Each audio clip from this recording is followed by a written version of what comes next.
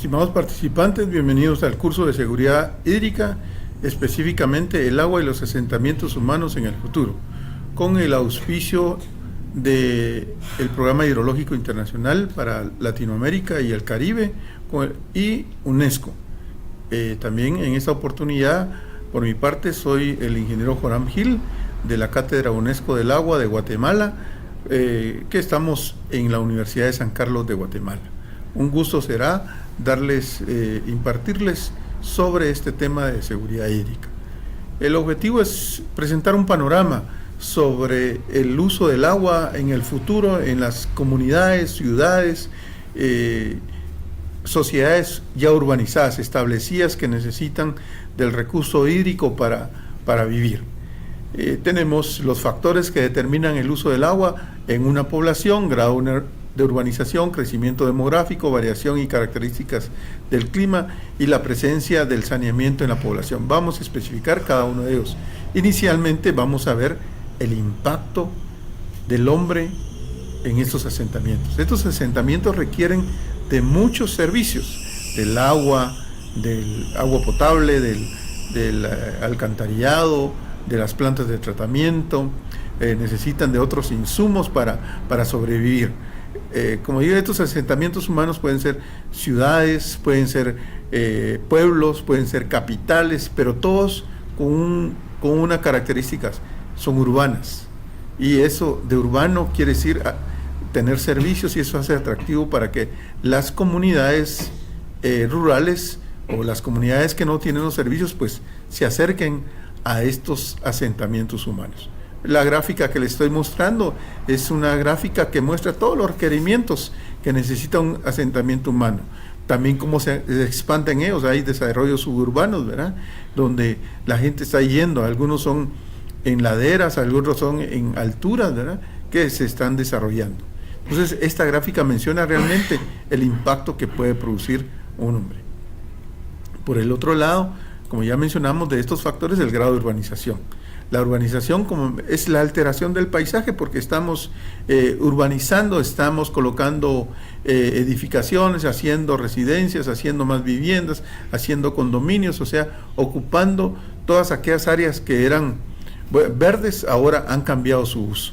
Realmente es la alteración del paisaje, como lo dice bien esta definición que tenemos aquí. El otro, el crecimiento demográfico. Como es atractivo, ¿verdad?, entonces la población en estos centros urbanos está creciendo. ¿Y eso qué significa? Significa llevar más servicios, tener más agua en este caso, ¿verdad? Pero en algunos casos no tenemos este servicio porque no hay más agua. Tenemos que utilizar diferentes métodos para adquirirla, ¿verdad? También las variaciones y características del clima. ¿Eso qué es? El cambio climático. Antes llovía en época de invierno fuertemente, pues ahora ha cambiado. Ahora en la época de verano de pronto tenemos lluvias extremas, y en la época de invierno pues ya no tenemos. Esto es en el caso de los países que estamos en el trópico, ¿verdad?, como el caso de Guatemala. Por otro lado, la presencia del saneamiento en la población. Este es un servicio que es súper necesario. ¿Por qué? Porque no nos contamina los cuerpos de agua, si lo tenemos bien y manejado bien. En Latinoamérica, lamentablemente, la mayoría del saneamiento no es manejado. Saneamiento, vamos a entender, es el tratamiento de los desechos sólidos y líquidos adecuadamente para evitar enfermedades. Sin embargo, tanto los desechos líquidos como los desechos líquidos no son bien gestionados, no son bien tratados. Entonces, eso nos producen enfermedades que más adelantito vamos a ver. La otra es los cambios, las relaciones importantes en el uso del recurso. Entonces, el cambio climático, ¿verdad? O sea, el futuro es crítico, porque el acceso al agua, ese cambio climático nos está alterando, y todo aquello que teníamos planificado para guardar agua, para hacer ciertas actividades agrícolas o para hacer ciertas actividades turísticas se está cambiando. Entonces tenemos los efectos adversos en el clima, y lo cual se le llama cambio climático. También tenemos la identificación de amenazas y oportunidades con respecto al uso del agua en asentamientos humanos, ¿verdad? ¿Qué amenazas tenemos? Obviamente los problemas que tenemos es aquellos efectos adversos, ¿verdad? ¿Qué pasa si urbanizamos? Pues deforestamos, le dimos cambio del uso y vamos a tener consecuencias. Tenemos que, si urbanizamos necesitamos agua, pero ¿de dónde vamos a traer? Entonces, ¿qué papel va a jugar la universidad?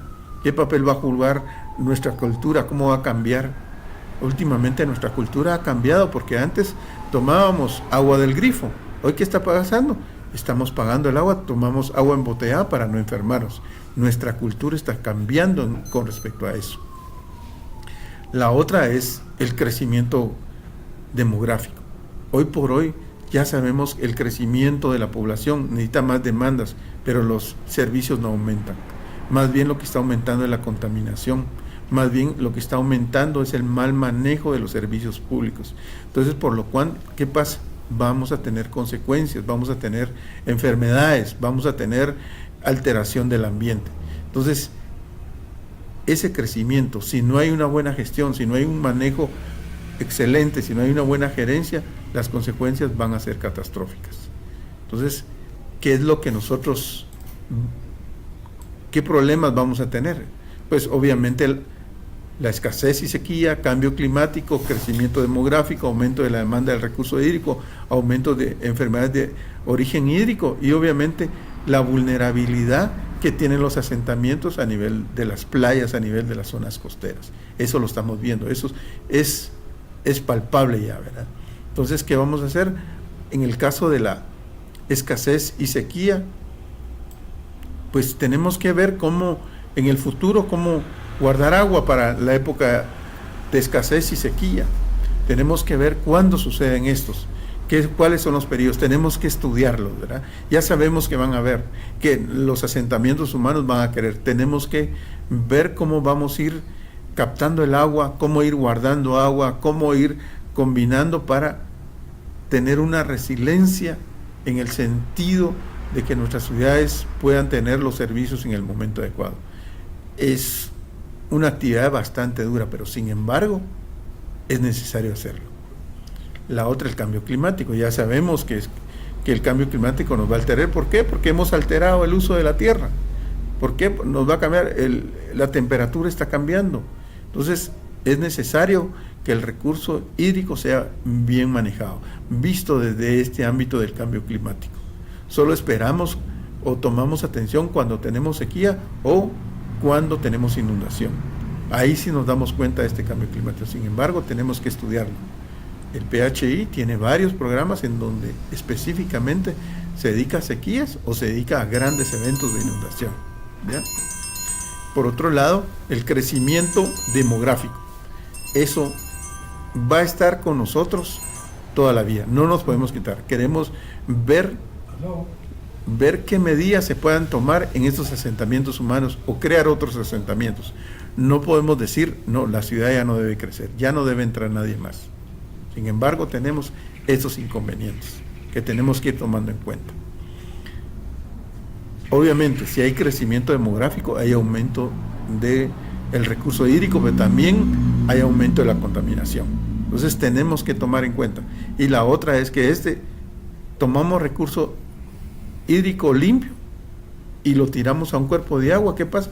Alteramos esto.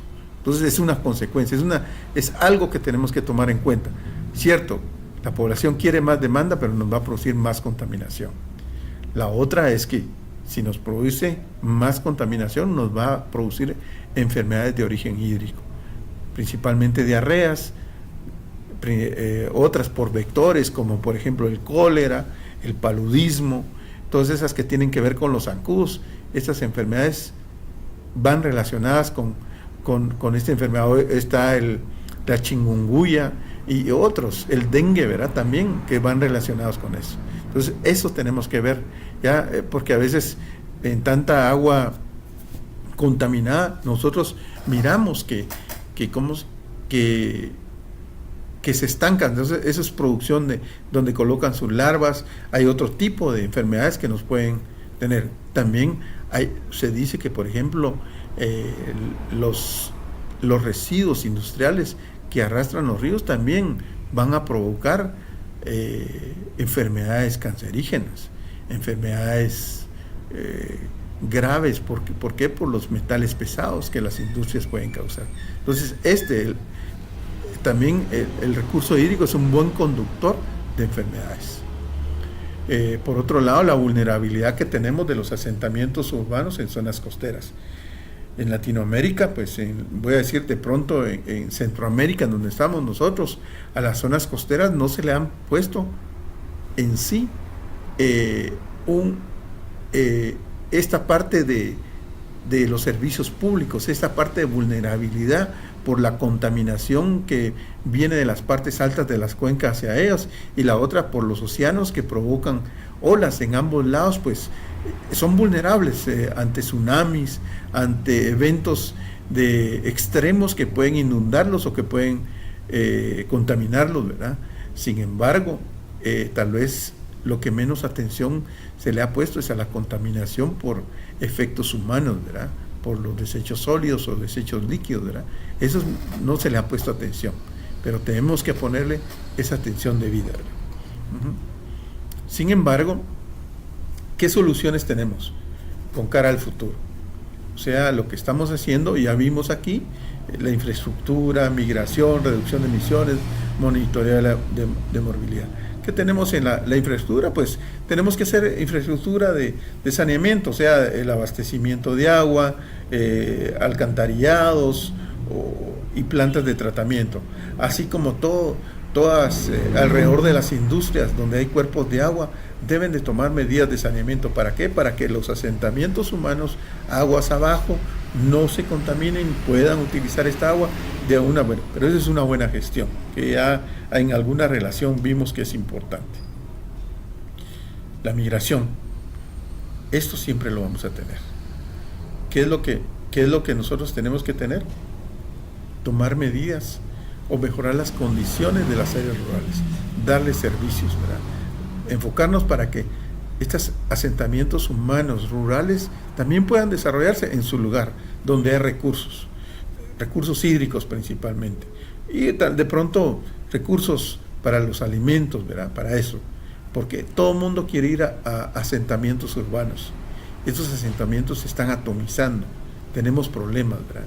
Pero lo que queremos es que cada uno vea cómo desarrollamos las áreas rurales, cómo las llevemos a otro nivel.